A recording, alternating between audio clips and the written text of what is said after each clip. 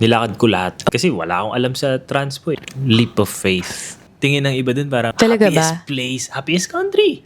Yung work-life balance nandun eh. Pagdating dito, boom! Ang hirap pala. Ang malupit nun, hindi mo alam kailan ka uuwi ulit. Good day, mate! And kumusta mga kabayan? Welcome to Rice Mate Podcast, where Rina and Marvin, a Filipino couple in Australia, mixing sunshine, sabaw moments, and real-life stories you will definitely relate to. So, whether you're a kabayan down under or just here for the kulitan, pull up a chair, grab a spoon, and let's dig in!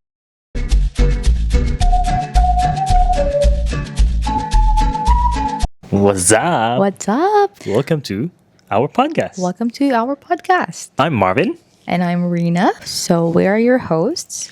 Today, we're going to be discussing one of the most common questions that people ask us here. Ano kaya yun? How did you end up living abroad? Ooh, medyo malaman yun ah.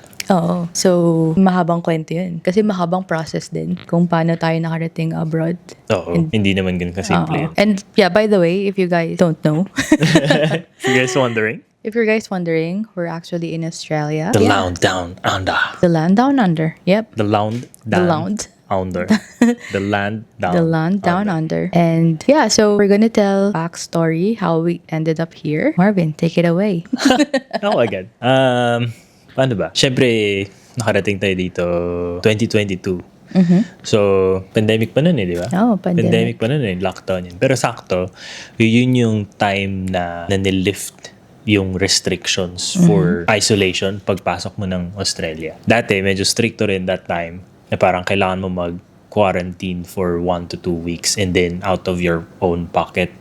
Na minsan sagot naman ng company. Pero sinwerte lang ako noon, nung time na yun, na ang requirement lang sa akin is pagdating mo ng Australia, humanap ka ng testing center. And then, hintay mo yung result. Pag okay na yung result, bahala ka na sa buhay. Tingnan ako. And then, nag-overnight ako sa Brisbane. Yun yung unang lapag ko, Brisbane Airport. And then, naghanap ako ng COVID testing center, which is yung sa the Prince Charles Hospital. So, walking distance lang. So, wala akong kaalam-alam nung time na yun. Hindi ko alam paano mag-commute. Nag-COVID test ako, and then, ang binigay ko ng number, kasi wala pa akong SIM card dun eh. Dahil hindi nga ako makapunta ng convenience store at least. Dahil, bawal kang maglakwatsa pag hindi ka pa nagtitest ng negative. So, binigay ko na contact number is yung sa office, sa admin ng company. So, Yeah. ayun, and then, nirelay lang nila kasi nakakonect naman ako sa wifi sa Airbnb. Then, nirelay nila na lumabas na yung result. And then, yun, nung time na yun, pumunta na ako ng Rockhampton. Yung first week mo dito sa Australia, ano yung parang pinaka, like, na-shock ka or like culture shock? Culture shock. Yung first week, Na parang, walang kanin. Walang kanin. Walang kanin, sobra, man. Totoo. Isipin mo, nagpunta ako ng McDonald's, walang kanin. And, Walang chicken. Walang chicken. Walang chicken. Walang mac chicken. Pero buti nga ngayon may tenders na silang binibenta. Di ba? Parang Tsaka wings. may wings na, oo. Nagpunta akong KFC, walang rice. Wala Walang pa rin rice. kanin. May chicken, pero walang kanin. Ano yun eh, mash at saka chips yata yung kasama. Fries. So, yun yung pinaka nakakagulat and nakakapanibago. So, dahil sa hilig ko sa manok. And sa rice. And sa rice. Nag-end up ako sa Red Rooster. Red Yun yung na-try ko. Rooster. So, yung McDonald's, medyo hindi ko na muna pinansin. Laging KFC and Red Rooster. Kasi Rooster. laging manok. So, yun. And to be fair, masarap yung Red Rooster talaga. I mean, yung KFC dito and yung Macas, as we call it, incomparable siya dun sa Red Rooster in my opinion. Like yung quality ng food. Ay, Yun. alam mo ba kung ano yung very first meal ko dito sa Australia? Ano? Hungry Jack's. Hungry Jacks. Sa airport ba yan? Hindi. Sa Saan? Airbnb. Which is yung Oh. Burger King nila dito. Oo, tama. So, yun. Naalala ko nagpa-deliver ako kasi yun lang yung meron sa Uber Eats na parang malapit tsaka mabilis. Dumating ako mag-12 midnight na eh. Or 11 ng gabi. So, yun. Anyway. Pero as in, Fast food parehas chain. lang. Oo. Whopper Junior. Same lang. Parang same yung, lang. meron din sila ng vegan Pero Yung sa atin plant-based, oo, plant-based. oo. Plant-based pala, hindi vegan. Oh, Kaiba pala. okay. Saan ka like pinaka na culture shock? Aside from like walang kanin. Yung environment or paano ka nakipag-usap sa mga Australian? Like, kasi iba yung accent nila dito eh. Iba, may Lalo sa Rockhampton. Kasi country town siya. So, like yung accent nila sobrang thick minsan. Diba? Na Aussie accent. Ano yun eh, parang two-way yun eh. Parang hindi ka nila maintindihan. Hindi mo sila maintindihan. Kasi iba-iba yung terms nila, iba-iba yung slang na ginagamit nila. Tapos hindi ka rin nila maintindihan. For example, yung tubig. Water. Water. Hindi ka nila maintindihan. Sinabi mo, can I have a cup of water? Ano yun? What? Hey? Oo. Ganun, Yeah, ulit-ulit. oo, ganun.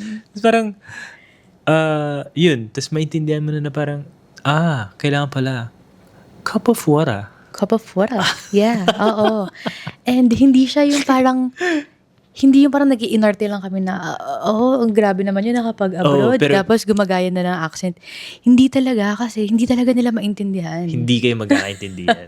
As in, hindi kayo magkakaintindihan. Tapos, ano pa ba? Meron pa yung spoon and fork. Pag humingi ka ng spoon and fork at saka tissue, hindi ka maintindihan. Kailangan, cutleries. At saka ano yung sa napkin? Minsan Serviette. Kita mo, Oo. hindi ko Soviet Union. Serviette. Iba yun, men. Iba yun. Hindi yun. Wag yun. yung mga terminologies kasi, well, to be fair naman, sa atin sa Pinas kasi, like, tinuruan din naman tayo, may English class tayo, pero American English kasi yung American tinuturo English, sa atin. Iba. American na, like, even yung Way. spelling, American way. Dito kasi, more on British sila. So, yung spelling nila is iba din. And yun nga, the way they say certain things, parang, iba sa, let's say, Iba yung way ng British. Oo. Pero siguro parang ano siya. Iba yung British, iba yung American, iba yung Australian. Iba yung Australian. Oo. Yun din. Parang feeling ko pinaka like na ako mag-adjust yung sa slanguage nila. Isa sa language. Oo. No, nga. Kasi parang parang okay, maintindihan mo naman kasi parang same like basic English lang din naman or iba lang yung accent. Pero yung language nila, yung mga slangs nila, yun talaga yung Iba yun. Oo. Which is maybe pwede natin i-tackle yun in the future episodes. Pag-usapan natin yun. Lalo kung gusto nyo pumunta ng Australia kahit Oo. magbakasyon. Totoo. Kailangan alam niyo yan. Minsan, kwento ko na. Oh. Kasi next time, pag-usapan natin na mas mahaba. Pero meron kasi dati, kumain kami sa isang cafe. No? Oo. Yung bata na, siguro mga 2 years old, 3 years old lang siya, no? Oo. Katabi namin ng table. Tapos meron siyang toy ba? Parang toy yung hawak niya eh. Tapos, Hindi. Water bottle niya yun. water bottle Oo. niya. Water bottle. So, maliit lang yun. Tapos, nahulog niya. So, sabi ko, yung bata nahulog yung bote. So, pinulot ko. Pagpulot ko, binalik ko. Sabi niya sa akin, "Ta." Oo. Sabi ko, ano to? Tapos, hawak-hawak na niya. Maya, binato niya ulit. Syempre, pinulot ko ulit. Pagpulot ko, sabi niya ulit, "Ta." Sabi ko, ano daw, puta? Anong minumura ako ng bata? Oo, di ba? Parang ha? Ha? Minumura ba? Yung pala, yung ta, is parang shortcut ng thank you nila. Thank you, oo. Thank you or thanks. Parang ganun. So, iba-ibang way ng pagsabi nila ng thank you. No? Ta, Oo. thanks. Thank you. Oo. Cheers. Cheers. Yeah, oo. Cheese. Cheers, mate. Ganon. Cheers, mate. Oo. Yeah. Ta. Pero parang British yun no? So, parang Sige sa yata. British yata galing yun. Yung ta. Siguro. Oo. Wala ko idea. Hindi ko alam yung na nag-exist yung ganong Yung word. Eventually, Before ako naka-encounter ako sa workplace. Oo. Na may nagsasabi ng ta. Yeah. Oo. Oo. So, Top. yun. Tapos parang kala ko pa noong una, top. Kasi parang top. Parang, di ba? Oo. Ta pala. Yung pala ta, as in T-A, T-A exclamation point. T-A. Ta. Ta. Sa atin kasi mura yung ganun eh. Dito, Ta. pasalamat nila yun. Oo. Taka. Siguro pwede natin i-usapan pa before next episodes yung mga culture shocks pa na na-experience natin dito. Dami. Dami, no? Parang pagdadrive lang. Oo. Sa kabilang side ka. Kabilang side, tama. Sa Hindi ko left pa nabanggit side of yung the ano, no? road. Kasi, di ba baliktad? So, hindi ako sanay mag-drive. So, yung ginawa ko ng mga first few days, nung wala pang kotse, nilakad ko lahat. Oo. So, as in, kasi wala akong alam sa transpo eh. Nung pagdating namin dito sa Rocky, ginawa ko, nilakad ko lahat. Punta ako ng mall, nilakad ko. Punta ako ng Botanic Gardens, ng park, nilakad ko. Nilakad mo. Tumawid ako ng tulay, nilakad ko. Ayun. So, parang reality siya na parang kailangan marunong ka mag-drive. Or may kotse ka. Or kung hindi ka asa sa public transport. Especially sa regional areas. Kasi lalo kung holiday, wala masyadong public transport. Sa regional areas sa metropolitan like Brisbane, Sydney, Melbourne, meron yun for sure. Magdamagan yan. Dito sa regional area, bus lang talaga yung meron. Bus. Merong Uber, pero within like let's say Rockhampton. So hindi siya pupunta Mga sa lima mga lang yung driver. nearby. Oo. Mga lima lang yung driver. Mga lima lang. Masakay mo pa ulit-ulit. Oo. Pero yung parang katabi na bayan ng Rockhampton, walang Uber doon. Walang Uber Oo. dun. So parang tsempuhan ka makakakuha ng driver na papayag sa'yo na dalhin ka dun. Oo. Yun. So, yun, kailangan sanay ka talaga mag-drive. Or marami kang kaibigan. Or marami kang kaibigan. Okay, so ngayon naman, pag-usapan natin, ano yung mga bagay that no one warned us about? Kasi like, to be honest, wala kaming, may relative ka dito sa Australia. Pero hindi ko naman masyado nakakausap. Hindi mo siya nakausap. At the same time, nasa ibang state. So, malayo siya sa amin. So, technically, pagpunta namin dito, wala kaming kilala. Well, in Rockhampton, wala kaming kilala. Meron kaming ibang friends, like, yung mga naunang pumunta. Meron sa Brisbane. Pero kasi kung kunwari, iba yung lugar mo, iba rin yung expectation mo eh. Iba rin yung mangyayari sa'yo. May kilala kasi ako. Anyway, mamaya ako ikukwento. Pero, ano ulit yung tanong mo? Ang daldal ko kasi. Ano yung things that no one warned us about yung going, yung parang the unglamorous side of... Feeling ko kasi, pagka sinabing, uy, mag-a-abroad, social. Lalo kung Australia. Kasi, uy, Australia. Tingin ng iba dun parang Sweden, Denmark. Di ba? Na parang Talaga happiest ba? place, happiest country. Di ba? Parang okay. yung work-life balance nandun eh. Na parang, progressive, kanyan. Ako, na nagpaboyo dun sa girlfriend ko, na parang, di ba, ng partner ko, na parang, mag-abroad ka kasi maganda yun sa future. Parang, okay, try natin. Pagdating dito, boom! Ang hirap pala. Ang hirap, no? Kasi Lalo parang, siguro, ang isa dun is yung gastos. Like, syempre, iba yung kumikita ka. Tapos gumagastos ka. Di ba? So, parang kumikita ka ng certain amount and then yung 30% doon napupunta lang sa rent. Parang gano'n. Diba? Totoo. Yun, so, feeling ko, yun yung para sa akin number one. Number one na yun. Yung expenses, no? At the same time, expenses. ano rin na parang, sabi nila dito, pagpunta mo, wag kang magko-convert. Pero mahirap kasi bagong dating ka eh. So, Lahat ng everything, baon mo. i-convert mo talaga siya into peso. Yun nga, lahat ng baon mo peso eh. Parang ako, wow, ganito to in peso na parang sobrang mahal. 37 yata, 38 yung palit ko nun. Kuha ko ng pere. Wait, may baon. Bago tayo, Ano? Ang baon ko nung pumunta ako dito is below 10,000 kasi alam ko pag 10,000 kailangan i-declare. And wala na akong pera. Yun lang yung baon ko talagang pera. Magkano yung baon mo nung pumunta ka dito? Kasi na-delay siya na 6 months eh, di ba? Magkano yung baon mo nung pumunta ka dito? $800. 800 Australian dollars. Australian dollars. Yung sa'yo, 10,000 Australian dollars. Less than 10,000. Parang 9,700 or 9,800. Oo. Basta minake sure ko na hindi aabot ng 10. Ako, 800 Australian dollars lang yung baon ko. Well, kasi, andito, mimimit ko naman siya. So, parang, ang kailangan ko lang is, yun, in case of emergency, yung pangkain ko sa airport, kasi wala pa akong credit card nun. Wala pa akong debit card nun yung pang Australia talaga. So, kailangan cash talaga siya. So, $800 lang. $800. Nakarating ako Australia, $800 lang yung dala ko. Well, hindi siya lang. I mean, malaki pa din siya. Eh. Pero, I mean, compared sa pero kung normal na pupunta. kung i-multiply mo kasi yun, di ba? Oo. Syempre kung sa peso yun, ang laki na nun. Oo, totoo. Yung sa akin, kaya may ganun, kasi nangutang ako sa kapatid ko. Hindi ko pa bayad lahat. So, napaalala ko lang na naalala ko na yun. Tsaka binenta ko yung kotse ko. So, Oo. yun. Oo. Kaya umabot din yung pera ko. Pero, mahirap. Mahirap. At saka, rin, yung hindi rin na sa atin, like, walang nagsabi. Of course, making friends from zero talaga. Kasi like, wala kang kilala eh. Oo. Diba? So, ang hirap din. Alam mo yung nangyari sa akin dati na ano, diba Airbnb ako sa Brisbane, tapos pagdating ko dito Airbnb. Tapos, dahil hindi ako makapasok sa pag-rent ng bahay, Oo. yung ginawa ko is nag-flatmates ako, yung room rent. Oo.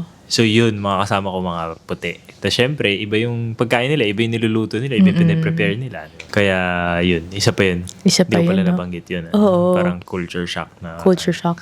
Yun nga, iba yung culture Iba, nila sa atin. iba. So, ano naman, homesickness. Ay. So, na-feel mo ba, especially ikaw kasi mag-isa ka lang nun pagpunta mo eh. Oo. Yung homesickness, like, paano, in unexpected ways, like, anong, Kahit ngayon, Kahit homesick ngayon, pa rin oo. ako. Dati, wala, video call. Video Ikaw, call, video call oo. kita nun. Diba? Laging ka-message, ano. totoo. Parents. Diba? Parents, Kapatid, mga ganun, mga kabarkada. Wala ka sa mga events. Oo, mga totoo. kabarkada ko, kinasal. Hindi ako nakauwi. Oo, Mga ganun. totoo. Yung mga special events na mamimiss Yung mga mo special talaga, events. no? Well, kasi siguro din, I mean, ito, yung pagpunta mo ng Australia, yun talaga yung parang pinaka-first time mo na umalis sa away from family eh, na Oo. nung tumira away from family. Nang matagal? Diba? Oo. Kasi iba yung parang, like before, nag-dorm ka ng ilang months Ilang lang yun. months lang yun eh. Oo. Iba. Kasi Iba. pagka-dorm, parang, ma-homesick ka. Di ba? Iba eh. Pero alam mo na may alam mo na uuwian ka. yung lupang inaapakan mo, konektado dun sa lupa na inaapakan ng magulang mo eh. At Parang anytime, ganun pwede kang umuwi, pwede kang pumunta. eh. Oo. Unless palayasin ka na nanay mo. Alas, wala ka. Pero, Oo, totoo yun. pero yung may time difference na. Di ba? Tapos, sumakay ka ng eroplano. Ang malupit nun, hindi mo alam kailan ka uuwi ulit. Totoo. Kasi umalis ako, ang sinasabi ko na sa parents ko nun, tsaka sa mga kapatid ko, hindi ko alam kailan ako babalik. Hindi ko alam kung after a year, after 2 years, etc. Kasi alam ko, mahal yung pamasahe. Mahal yung pamasahe. Totoo. Pinangutang ko yung pamasahe. So, yung homesickness, parang lupit. Mag-grow ka talaga. Oo. Pagpunta mo dito. Tsaka yun, yung maturity level. I mean, siguro mas nakaano ako ng, well, yung homesickness sa akin. Dahil nandito ka na nun. So, mas less siya siguro for me. Kasi, ikaw na-experience mo talaga yung mag-isa ka lang eh. Diba na totally wala kang kilala, wala kang family.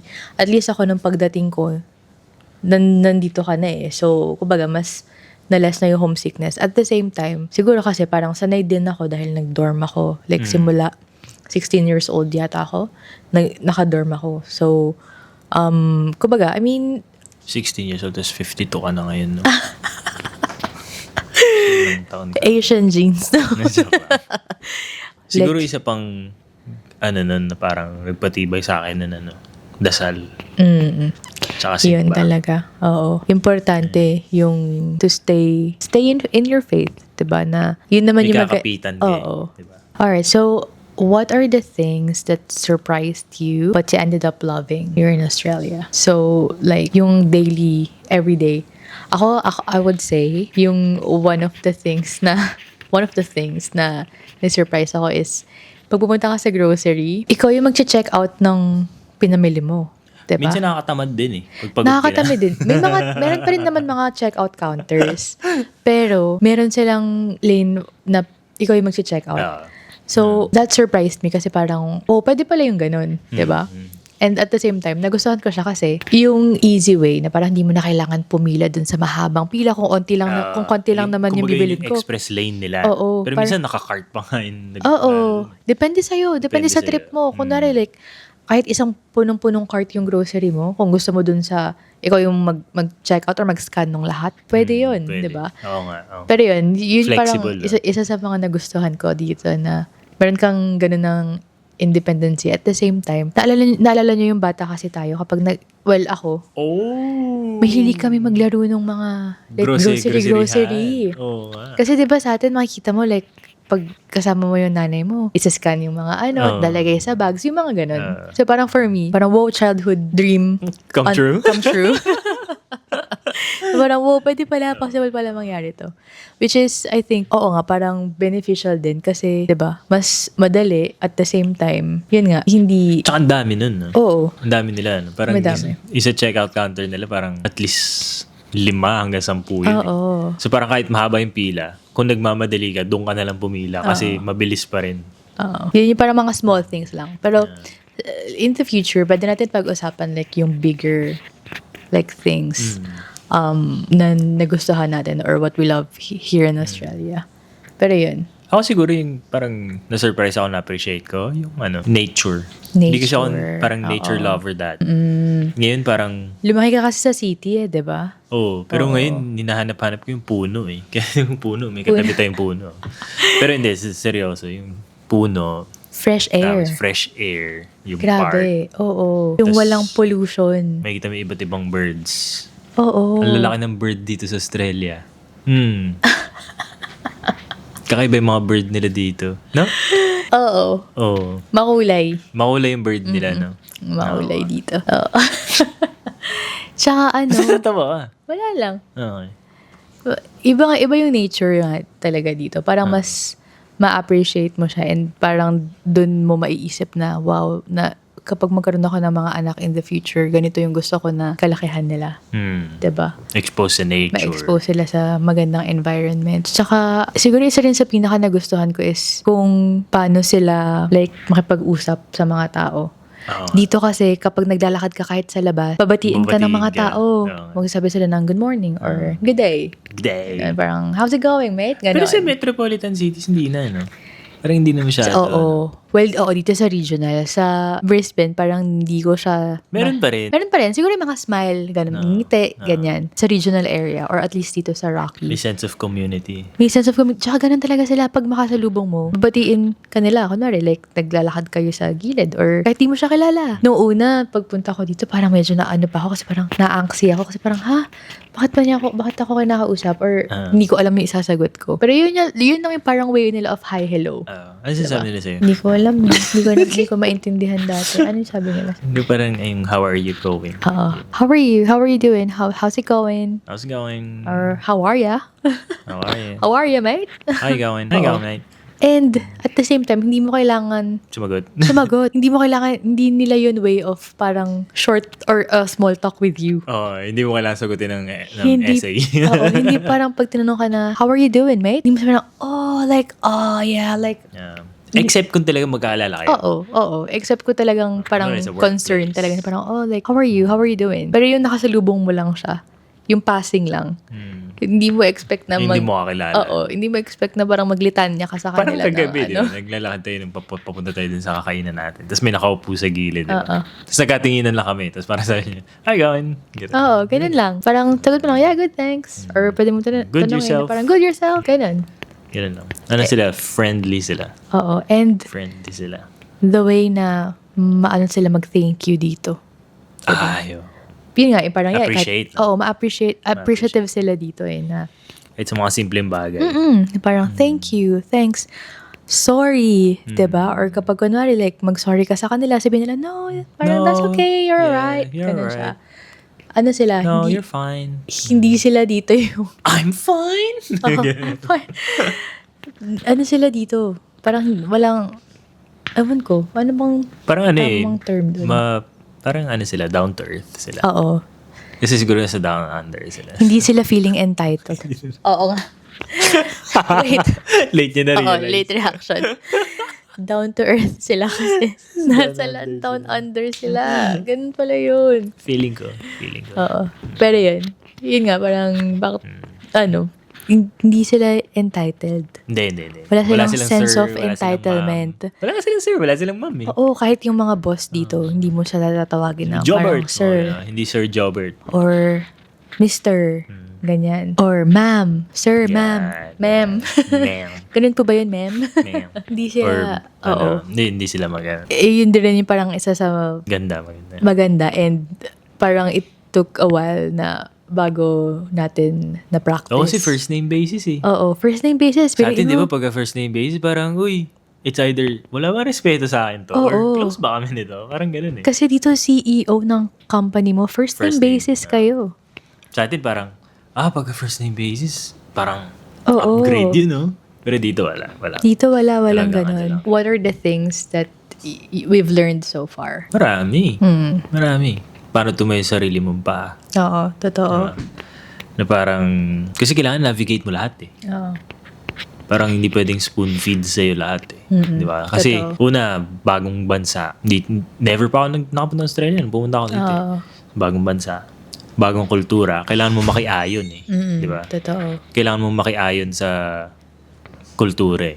Di ba? Kung sa natutunan, marami. Na kaya pala natin mag-adapt. Diba? Oo. Like in a new environment. And yun nga, parang mas magiging responsible ka. Kasi ano na yun eh. Kumbaga, ito na yung life mo eh. Wala ka nang aasahan na magulang. Wala na. 'Di ba? Wala kang kasambahay, 'di ba? Linis ka, no? Oo, wala kang kasambahay. Luto ka. Ganun. So, dito lahat ikaw gagawa. Ikaw na parang even like mag-maintain ng bahay mo, 'di ba? Although meron naman mga dito yung parang anong tawag doon? Mga mowers. Oo. Loan. Sa loan. Sa loan. Sa Lawn loan. mowers, mga ganyan. Pero most of the time, even yung pagkukumpuni sa bahay, Oo. di ba? Dito, hindi sila yung masyadong parang, sira to, kailangan tawagin mo yung ganyan. Hindi, pero hindi pwedeng electrical. Kailangan license Oo. yung gagawa. Oo, depende sa Or electrical. plumbing. So, Oo. yun yung dalawa. Kailangan license yung gagawa. Electrical and sa plumbing. Pero yung mga simpleng fix, ano lang. Oo. Kailangan marunong ka nun. Kailangan marunong ka magkumpuni. Kailangan marunong ka nun. And also, like, in terms of relationship growth, di ba? Sa atin, parang I would say, mas naging, stronger yung relationship and mas nakilala natin yung isa't isa rin. Mas nakilala yung sarili. Mas nakilala yung sarili Sarili. natin, mas nakilala namin yung isa't Isa't isa. isa. Mas nakilala namin si God. Oo, mas nakilala namin si God. I mean, I thought nung nasa Pinas tayo, kumbaga, kilala mo na or parang, hindi, parang, andyan na yung faith mo eh, di ba? Pero iba yung pag pumunta ka abroad. Pag na-test, no? Kapag na-test yung faith mo eh. Wala na- kang hawakan na iba. No? Oo, kaya importante yun na kasama yun sa dadalhin nyo from the Philippines. And hindi lang dito sa Australia, kundi kahit saan kayo pumunta. Diba? Yung faith and yun, na like mag-stick kayo into your faith. Yun pala. What would you tell others who are thinking of moving abroad? Simple lang. Leap of faith. Na parang, di ba? Huwag mong hayaan na sabihin sa'yo na ibang tao na hindi mo kaya. Oo. Gawin mo. Gawin Gusto mo, mo. gawin mo. Gawin mo ng paraan. Pagdasal mo. Oo. Gawin mo totoo. yung part mo. Pagdasal mo. Kasi kung para sa'yo yun, mangyayari yun. Mangyayari yun. Kung inisip mo para sa'yo, para sa future family mo, or para sa family mo, sa anak mo, gawin mo. Pero sa lahat naman ng bagay, gano'n eh. Di ba? Pero kung kunwari, inisip mo Australia or ibang bansa, ako sabihin ko, Australia. Kasi, kung mag-abroad ka na lang din Australia, kasi iba yung culture. Iba yung culture. Iba yung culture. At the same time, parang mafe-feel mo na nasa safe place ka. Na parang before coming here, pinag-usapan namin na we didn't think a place like this exists. Oo nga, tama yan. Na parang meron pala na yung safe environment, yung kahit maglakad ka sa gabi, 'di ba? Well, at least here in Rocky, kahit maglakad ka sa gabi, hindi ka mag-worry na baka may mang-snatch sa'yo or merong hold-upper sa gilid. May mga ilan-ilan pa rin na crimes. Pero kung ikukumpara mo sa The rest of the world. mas less yung chance. Mas less yung chance. And yun nga, parang mas regulated yung laws dito. So parang hindi kayong matatakot everywhere ka pumunta na, alam mo yun. Kumbaga may sense of, syempre, stay vigilant pa din. Oo. Diba? Kailangan alert ka pa din kahit saan ka pumunta. Hindi ka pwedeng Oo. Pero alam mo na less likely na ganun mangyari. And alam mo na kung may mga kids ka, safe yung environment na gagalawan nila. Diba? For anyone of you who are thinking of moving abroad or dito sa Australia, hindi siya madali. No? Like any other thing or kahit anong changes, hindi naman siya madali. Especially yun, kung iniisip nyo na parang, ayoko mag-abroad kasi baka may mamimiss ako na mamimiss ko yung family ko, mamimiss ko yung mga events. Parang meron akong napanood na ganun din, parang yun din yung concern nila. Pero again, either way, may mamimiss ka pa rin naman eh.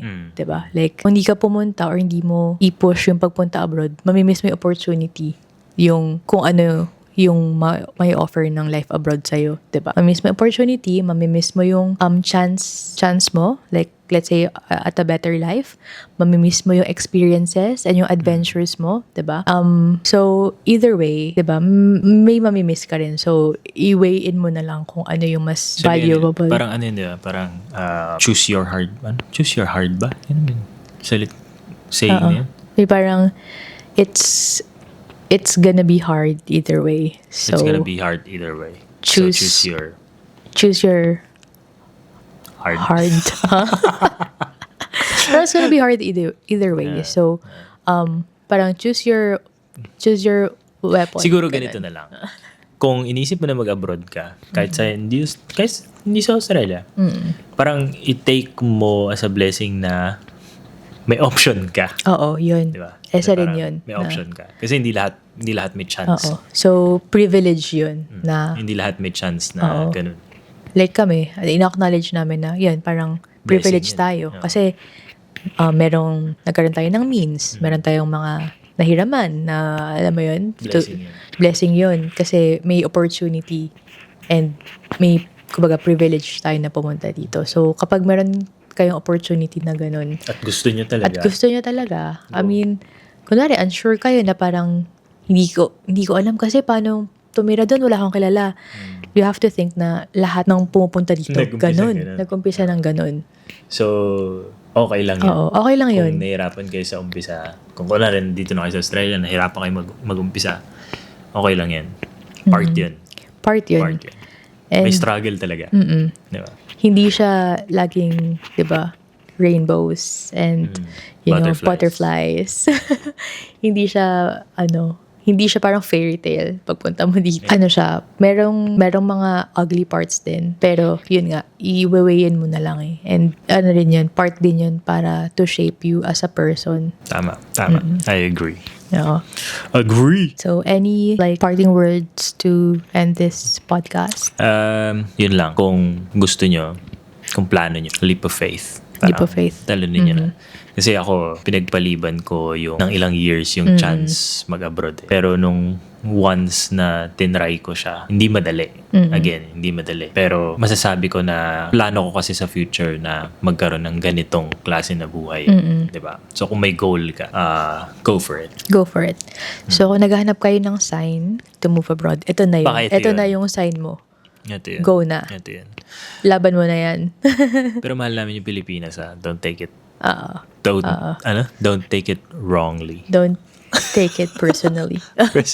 Hindi personally, don't take it Don't take it the wrong way. the wrong way. Oo. Don't take it the wrong way. Hindi namin sinasabi na iwanan nyo na yung Pinas. Hindi.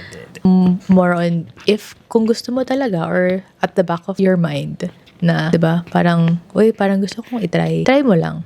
Di ba? I mean, Lalo kung bata ka pa. lalo kung bata ka pa. Kasi sobrang daming opportunities dito eh. Diba? And yun nga, on our personal experience, yung kikitain mo na pera dito is hindi mo siya kikitain sa Pilipinas. Sa Pinas. Oo. As sad as it may sound, hindi. Pero nilang kung contractor ka, hindi mo kikitain dito sa Australia. Oo.